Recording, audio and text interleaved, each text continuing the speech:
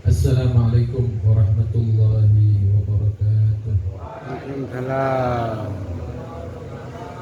Bismillah walhamdulillah wassalatu wassalamu ala rasulillah Sayyidina wa maulana Muhammad ibn Abdullah wa ala alihi wa sahbihi wa man walah wa la hawla wa la quwwata illa billah. Amma ba'du. Para habaib, para kiai, para guru, para asatid, wabil khusus Habib Zainal Abidin As-Sugab, panitia penyelenggara, pada khususnya Bapak Haji Toto, hadirin yang dirahmati oleh Allah Subhanahu wa taala. Syukur kepada Allah Subhanahu wa taala, malam hari ini kita ditakdirkan berkumpul bersama dalam satu majelis yang di dalamnya dihaturkan salawat dan salam kepada baginda Muhammad SAW. Majelis yang di dalamnya dibacakan maulid perjalanan, kisah perjalanan hidup baginda Muhammad SAW. Kita tidak ragu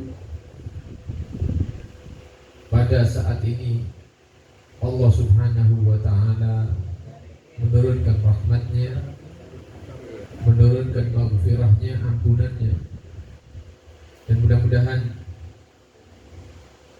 berkatil hadi Muhammad, berkat al-hadi, manusia yang memberikan petunjuk kepada kita, yaitu Nabi Muhammad SAW, Allah Subhanahu wa taala mengampuni semua dosa-dosa kita. Tidak keluar dari majelis ini kecuali semua dosa kita telah dihapus oleh Allah Subhanahu wa taala. Amin ya rabbal alamin. Hadirin yang dirahmati oleh Allah Subhanahu wa taala, secara tidak sadar kita semua mendapatkan satu nikmat yang luar biasa besar dari Allah Subhanahu wa taala. Bagaimana tidak, kita ditakdir oleh Allah Subhanahu wa taala terlahir di atas dunia ini sebagai salah satu daripada umat Nabi Muhammad SAW, Nabi yang paling dicintai oleh Allah Subhanahu wa taala, Nabi yang paling tinggi derajatnya di sisi Allah Subhanahu wa taala, dan nanti di akhirat Nabi yang paling didengar suaranya oleh Allah Subhanahu wa taala, yaitu Nabi kita Muhammad sallallahu alaihi wasallam. Tanpa ada doa dari orang tua kita atau dari datuk-datuk kakek-kakek kita, tidak.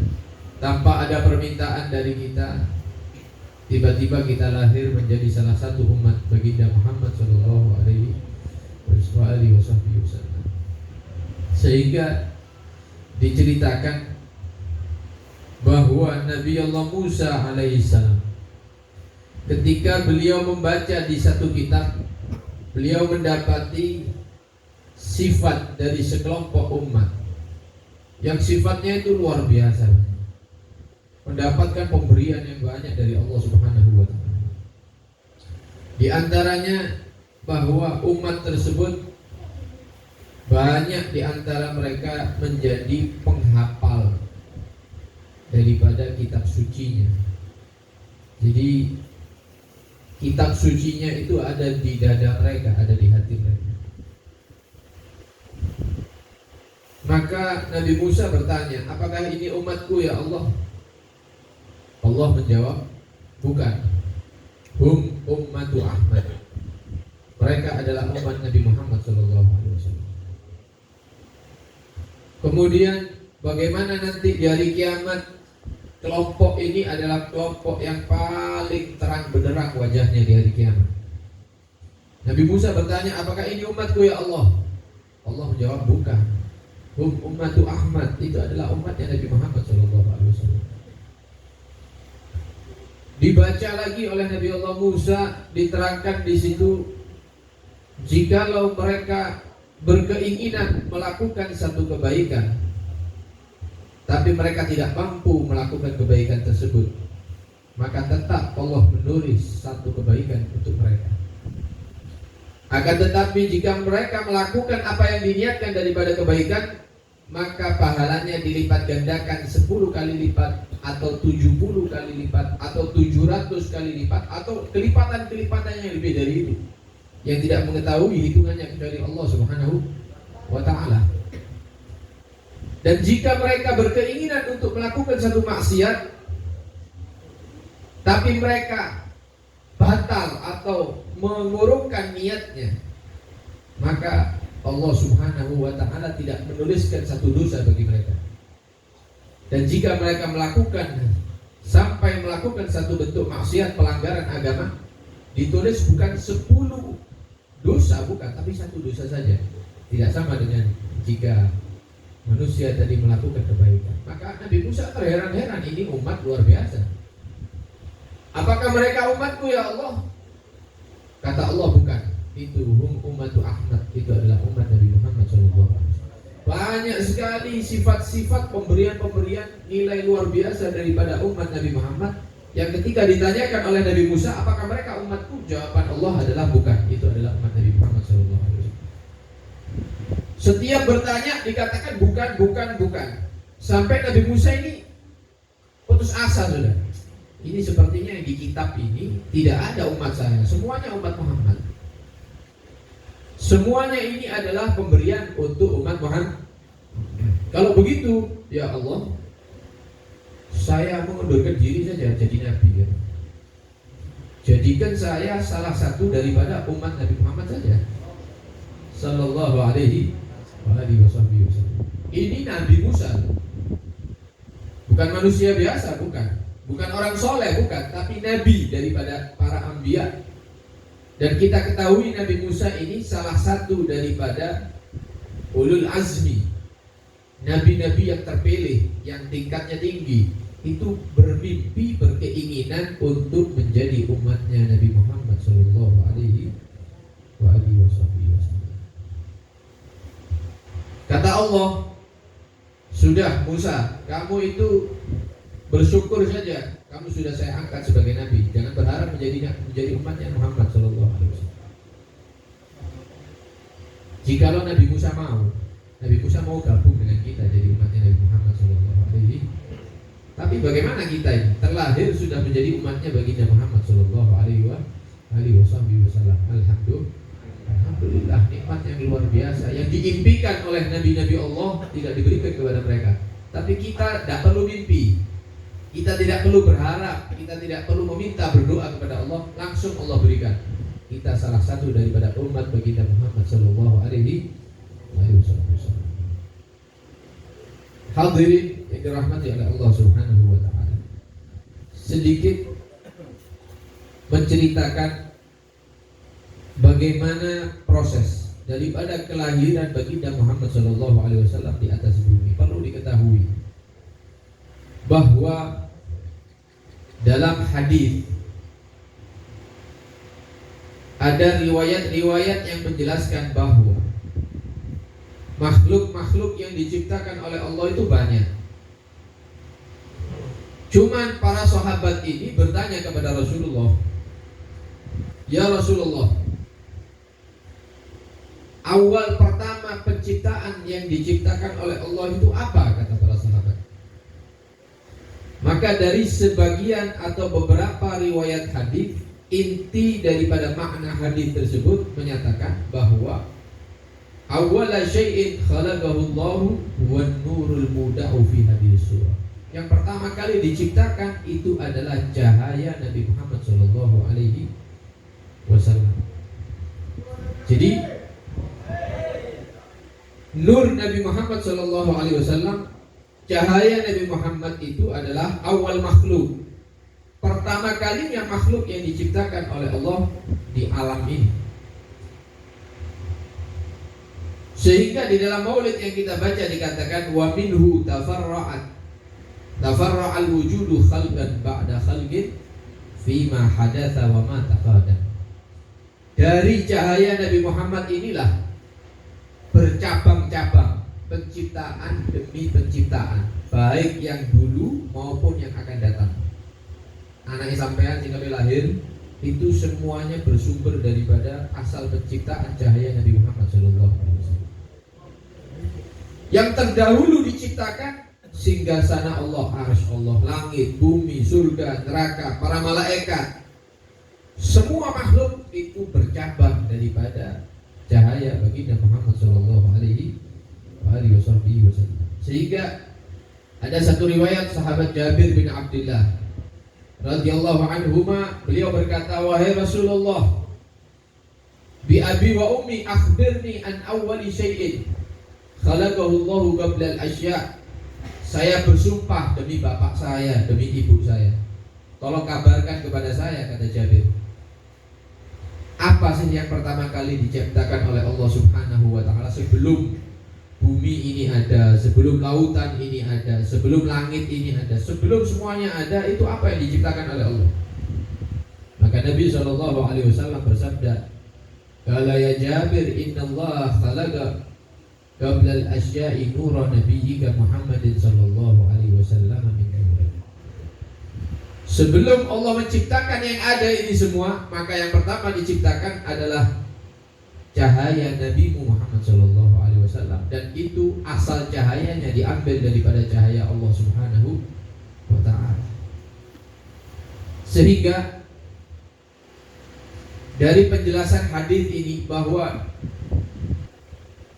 cahaya Nabi Muhammad itu adalah awal yang diciptakan dan diciptakan dari cahaya Allah, maka jangan heran kalau ada di kitab-kitab klasik itu lama mengatakan bahwa proses kelahiran Nabi itu tidak sama dengan kelahiran manusia-manusia pada umumnya.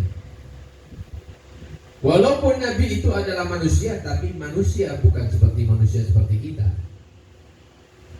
Kalau kita ini kelas kereweng, kalau Nabi itu berlian, berliannya satu, kerewengnya akeh.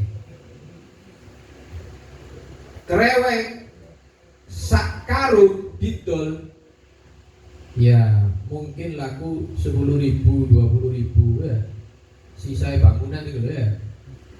Tapi kalau berlian satu itu harganya ratusan miliar.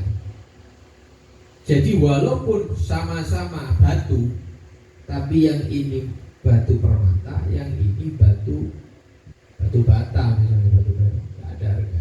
Karena itu kelahiran Nabi tidak sama dengan kelahiran manusia pada umumnya. Sehingga dikisahkan menurut pendapat yang kuat, menurut para ulama, bahwa proses kelahiran Nabi itu terjadi di bulan Rabiul Awal, bulan Maulid, di hari Senin mendekati waktu fajar. Jadi petang, betul-betul petang ya. Ketika malam 12 itu, tanggal 12 Maulid itu, kegelapan itu hilang di saat kelahiran baginda Muhammad SAW. Seluruh makhluk yang ada di bumi ini, daripada hayawan, daripada hewan-hewan, di malam kelahiran Nabi itu mengeluarkan suara tidak seperti biasanya. Biasanya pengiriman tenang gitu ya. Ini enggak, orang-orang yang memiliki hewan gembalaan, pioroan di omahe, itu semuanya bersuara. Menyambut. Si duwe sapi ora rame sapinya. Yang punya hewan semua, burung-burung, tidak ada yang tidur di malam itu. Semuanya mengeluarkan suara yang luar biasa, sehingga orang-orang ini bingung, ini malam ini ada apa? Biasanya sepi, orang tidur tenang, ini tidak, semua hewan itu suaranya diangkat, dan itu semuanya mengeluarkan suara. Dan Allah Subhanahu wa ta'ala di malam itu menurunkan para malaikat, bidadari-bidadari surga, semua diturunkan untuk menyambut kelahiran Nabi Muhammad SAW. Termasuk yang diturunkan oleh Allah yaitu Siti Maryam, ibu daripada Nabi Isa, dan Siti Asia, istri daripada Fir'aun yang beriman kepada Allah Subhanahu wa ta'ala. Jadi arwahnya mereka diturunkan di tempat kelahiran baginda Muhammad SAW untuk mensaksikan dan membantu proses kelahiran baginda Muhammad SAW. Kalau manusia kan biasanya bidan ya, bidan dokter kandungan. Kalau Nabi Muhammad bidannya, dokter kandungannya itu ibunya Nabi Isa yang turun. Istrinya Fir'aun yang beriman kepada Allah itu turun, Siti Asia, untuk membantu persalinan ibunda Nabi Muhammad, Siti Aminah. Jadi ibunya itu tidak merasakan sakit atau berat atau seperti perempuan hamil pada umumnya, enggak. Tenang, enteng, kayak enggak hamil gitu, enggak loro, enggak mules, enggak muntah, enggak ada sama sekali. Jadi Nabi itu di dalam perut itu sudah tidak menyusahkan ibunya. Ketika di malam kelahiran keluar Nabi SAW ke atas dunia ini dalam keadaan sujud. Bayi tadi itu langsung sujud dalam keadaan sudah terhitan, ya sudah terhitan. Kemudian tali pusarnya sudah lepas bersih. Kemudian dua matanya sudah memakai celah, baru keluar dari perut ibunya. Dan tidak ada kotoran sama sekali, tidak ada darah, tidak ada apapun. Keluar bersih dalam keadaan sujud kepada Allah Subhanahu wa Ta'ala. Dan ketika kelahiran tersebut terpancar cahaya yang luar biasa, tidak bisa dipikir dengan akal. Dan itu akan diterima oleh hati orang-orang yang beriman. Tidak masuk akal berarti akalnya cilik. Karena itu tidak bisa diterima dengan akal. Seperti kisah Isra wal Mi'raj, Nabi melewati langit ketujuh terus tembus ke atas, itu tidak masuk akal menurut orang sekarang. Iya, karena akalnya kecil. Tapi hal ini akan dipercaya dan diimani oleh hati orang yang beriman kepada Allah dan kepada Nabi Muhammad SAW. Jadi ada orang yang membantu ibu Nabi, namanya itu Syafa. Syafa ini adalah ibu dari sahabat bernama Abdurrahman bin Auf. Jadi ketika Nabi lahir itu termasuk yang membantu daripada manusia nyata, bukan yang gaib tadi itu ya. Yang gaib banyak, bidadari banyak, malaikat banyak, Siti Maryam, Siti Asia banyak yang membantu. Tapi dari yang kelihatan manusia biasa, diantaranya itu Syafa, nama perempuan. Kata Syafa ini ketika saya gendong Nabi Muhammad baru lahir itu, adha'alahu ma bainal masyriqi wal maghrib. Terjadi pancaran cahaya yang menyebar ke arah timur dan ke arah barat. Dari terangnya cahaya yang keluar dari badan Nabi Shallallahu Alaihi Wasallam, jendela yang terbuka itu saya bisa melihat Gusurir Rum, istana-istana yang ada di negeri Romawi. Ini di kitab hadis tuh ini. Itu godongeng ini bukan. Ini di kitab hadis ini. Jadi karena dulu itu jarang ada bangunan, jadi tanah itu lebih banyak gurun pasir. Itu ketika malam hari sinar yang terang itu menerangi tempat-tempat yang jauh, termasuk bangunan-bangunan yang tertinggi saat itu, yaitu di negeri Romawi. Bahasa sekarang itu Amerika gitu. Ya, negara superpower itu Amerika. Kalau dulu itu Romawi, Pak, yang paling kuat itu di zamannya Nabi Muhammad.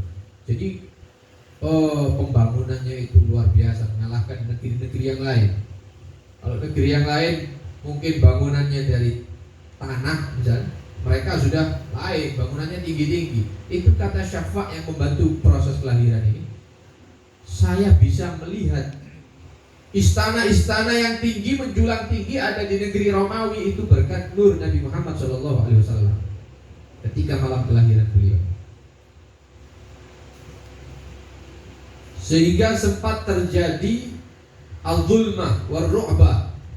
Jadi kayak diselimuti kegelapan. Ya, mendengar suara tanpa ada orang. Aina dhahabta bihi. Jadi percakapan antar malaikat. Yang satu tanya kepada yang lain, mau kamu bawa kemana ini Muhammad ini, bayi ini? Qala ilal masyriq, qala ilal maghrib. Jadi dikelilingkan sama malaikat sesuai dengan perintah Allah Subhanahu wa taala. Jadi bayinya Nabi itu dalam sekejap itu sudah nyampe ke negeri yang ada di paling timur. Kemudian kembali, kemudian dikirim ke negeri yang ada di barat. Kemudian dikembalikan ke Mekah lagi. Jadi bayi kecil itu dikelilingkan ke dunia ini oleh para malaikat Allah. Ini kalau mau kita pelajari sedikit demi sedikit daripada proses kelahiran, maka membutuhkan waktu yang panjang lebar. Kalau mau ngartikan yang kita baca tadi ini mungkin butuh 3 jam misalnya, belum yang ada di kitab. Ringkasnya bahwa tidak ada kejadian yang pernah terjadi kepada manusia seperti kejadian yang terjadi kepada baginda Muhammad SAW.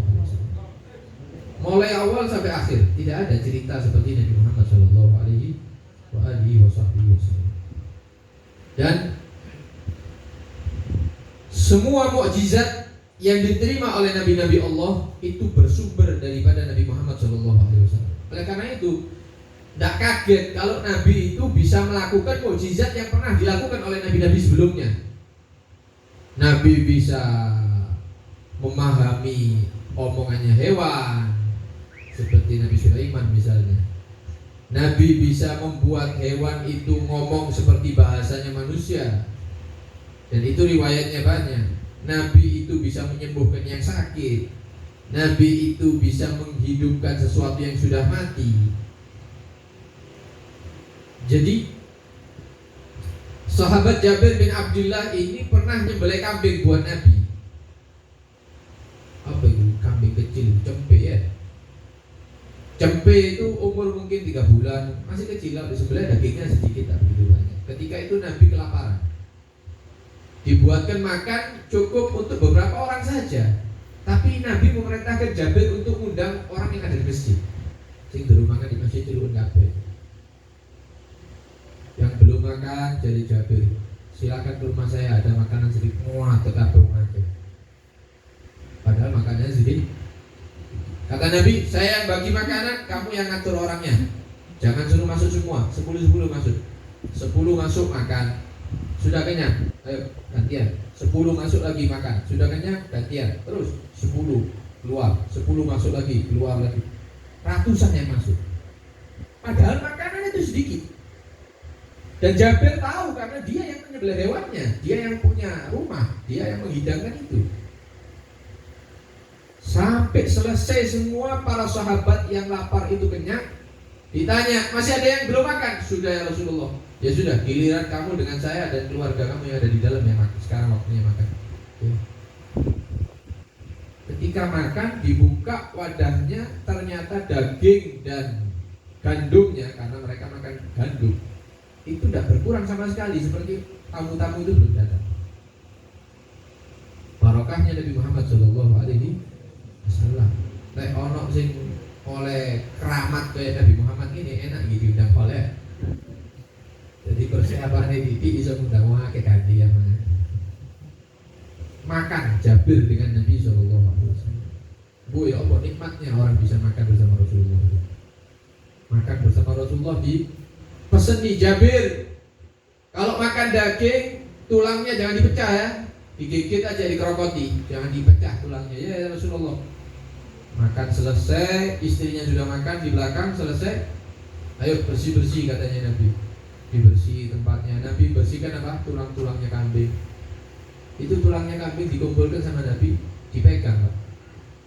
Itu dagingnya keluar lagi, bulunya keluar lagi, kepalanya muncul lagi, tanduknya keluar lagi, matanya keluar lagi, lidahnya hidup. Telinganya itu gerak-gerak Pak. Kambing kecil itu di depannya Jabir bin Abdullah. Jabir ketanggengan delok itu. Sudah dimakan, tinggal tulang, dihidupkan lagi sama Rasulullah SAW. Digendong, ditunjukkan istrinya. Ini kambingnya siapa kan? Ini kambing kita yang kita sebelah tadi, dihidupkan oleh Rasulullah SAW. Jadi kehidupannya Nabi itu luar biasa. Apa yang yang disaksikan oleh para sahabat itu luar biasa. Karena itu kalau ada pemimpin para wali seperti Sayyidina Syekh Abdul Qadir Al-Jailani misalnya, puncaknya wali, jika dibandingkan dengan sahabat yang paling rendah derajatnya, itu masih lebih afdal sahabat yang paling rendah derajatnya. Kenapa? Karena mereka setiap harinya kumpul sama Rasulullah SAW. Matanya mereka memandang wajahnya Nabi, tangannya mereka salaman bersama Nabi, hidungnya mereka, mulutnya mereka mencium tangan mulianya Nabi SAW. Mereka memakan sisa makannya Rasulullah SAW. Mereka meminum air yang pernah diminum oleh Rasulullah dan seterusnya.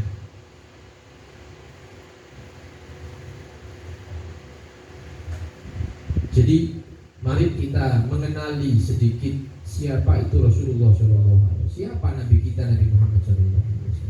Dengan harapan mudah-mudahan ketika kita kenal, kita tergerak untuk mengikuti ajaran Nabi SAW. Dan ajaran yang dibawa oleh Nabi yang paling dipentingkan adalah sholat. Jadi saya mengingatkan, boleh kita hadir acara-acara seperti ini, bagus. Tapi yang lebih bagus lagi, acara seperti ini kita gunakan untuk introspeksi diri, evaluasi. Sholatku ya opo, karena sholat itu yang diajarkan oleh Rasulullah yang pertama kali. Dan sampai tidak sholat, atau sholat subuh ini jam 5:30 atau jam 6 wis padang, ya sudah bukan waktunya itu. Subuh sekarang 5:30 lebih. Sampai tangi 5:30 kayak wudhu, itu sudah kodok itu. Dan sampai berdino kodok kan tidak diopo. Kodok ayo, sudah dikodok. Jadi belum sholat. Lah acara seperti ini kita manfaatkan, ayo kembali kepada ajaran Nabi Muhammad SAW. Wis kita ini diberi nikmat yang luar biasa. Jadi umatnya Nabi, jangan sampai nanti di akhirat, ya Rasulullah saya umat Anda. Oh enggak, tak kenal apa bikon. Itu kan percuma akhirnya. Kenapa? Ya sholat tidak kena. Sholat subuhnya tidak kena. Kadang-kadang tak sholat isya dia. Bagaimana mau diakui umat oleh Nabi Muhammad SAW? Karena itu mari kita kembali kepada ajaran Nabi Muhammad SAW. Kita dirikan sholat 5 waktu. Kita ajak istri kita untuk sholat. Anak-anak kita ajak untuk sholat. Takono sholat wis sholat apa durung? Ojo ditakoki wis mangan apa durung? Sing ditakoki mangan terus wis mangan nak. Ya. Cepangan tuh akhirnya kayak minggu kambing aja deh, kayak pangan terus yang penting lemu anak. Punya anak itu dididik mengikuti ajaran Nabi Muhammad SAW. Kita mohon kepada Allah Subhanahu Wa Taala, mudah-mudahan acara ini memberikan manfaat kepada kita dunia sampai akhirat. Kita tutup dengan doa maulid dengan harapan mudah-mudahan hajat kita diberikan oleh Allah Subhanahu Wa Taala. Dan mudah-mudahan semua kesulitan kita dimudahkan oleh Allah Subhanahu Wa Taala. Utang-utangi cepat bayar insyaallah, amin ya rabbal alamin. Nek wis kebayar iso utang maneh. Jamin ya. Bismillahirrahmanirrahim. Alhamdulillahirabbil alamin. Allahumma shalli wa sallim ala sayyidina Muhammadin wa ala alihi wa sahbihi ajma'in. ولما نظم الفكر من درار الأوصاف المحمدية عقودا توجهت إلى الله متوسلا بحبيبي وسيدي محمد صلى الله عليه وسلم أن يجعل سعي فيه مشكورا وفعلي فيه محمودا وأن يكتب عملي في الأعمال المقبولة وتوجهي في التوجهات الخالصة والصلة الموصولة. اللهم يا من إليه تتوجه الأمال فتعود ظافرة وعلى باب عزته تحضر العرف فتغشى منه الفيوضات الغامرة. نتوجه إليك بأشرف الوسائل لديك سيد المرسلين عبدك الصادق الأمين سيدنا محمد الذي عمت رسالة العام العالمين أن تصلي وتسلم على تلك الذات الكاملة مستودع أمانتك وحفظ سرك وحامل راية دعوتك الشاملة التي الأكبر المحبوب لك والمخصص بالشرف الأفخر في كل موطن من مواطن القرب ومظهر كاسم إمدادك في عبادك وساقي كؤوس لشانك لأهل ودادك سيد الكونين وأشرف الثقلين العبد المحبوب الخالص المخصوص منك بأجل اللهم صل وسلم عليه وعلى اله واصحابه وعلى حضرة من احبابه. اللهم انا نقدم اليك جاه هذا النبي الكريم ونتوسل اليك بشر المقام العظيم ان تلاحظنا في حركاتنا وسكناتنا بعين عنايتك وان تاخذنا بجميع الاضوان وتقلبنا بجميل رعايتك وحصين وقايتك وأن تبلغنا من شر الكوب إليك وإلى هذا الحبيب غاية آمالنا وتلقنا أن تخرجنا فيه من نيتنا وأعمالنا وتجعلنا في حضر هذا الحبيب من الحاضرين وفي طرائق اتباع من السالكين ولحقك وحقهم من المهدين ولعهدك من الحافظين. اللهم إنا لنا أطمعا في رحمتك الخاصة فلا تحرمنا وظلم جميلة يا وسيلتنا إليك فلا تخيبنا. آمنا بك وبرسولك فجاء من الدين وتوجهنا به إليك مستشفين أن تقابل المذنب منا بالغفر والمسيء بالإحسان والسائل بما سال والمؤمل وأن تجعل من نصر هذا الحبيب وزره ولو وظهره وبركة وشريجات أولادنا ووالدين وأهل قطرنا ووالدينا وجملة أسمة المؤمنين في جميع جهات وألف راية الدين لكم من جميع الأقرار من شرف على من الإسلام والإيمان بأهلها معمورة معنا واكشف اللهم عن كربة المكروبين واقض دين المدينين واغفر للمذنبين وتقبل توبة التائبين وانشر رحمتك على عبادك المؤمنين أجمعين وفي شر المعتدين والظالمين وابسط العدل بولاة الحق في جميع النواحي والأقطار وأيدهم بتأييد من عندك ونصر على المعاندين من المنافقين واجعلنا يا ربي في الحزن الحصين من جميع البلايا وفي الحرز المكين من الذنوب والخطايا وأجرنا في العمل الصالح وسد بخدمتك قائمين وإذا توفيتنا فتوفنا مسلمين مؤمنين وأخدم لنا منك بخير وصلي وسلم على هذا الحبيب المحبوب للأجسام والأرواح والقلوب على آله وصحبه ومن إليه منسوب وآخر دعوانا الحمد لله رب العالمين. سبحان ربك رب العزة عما يصفون سلام على المرسلين والحمد لله رب العالمين. بسر الفاتحة.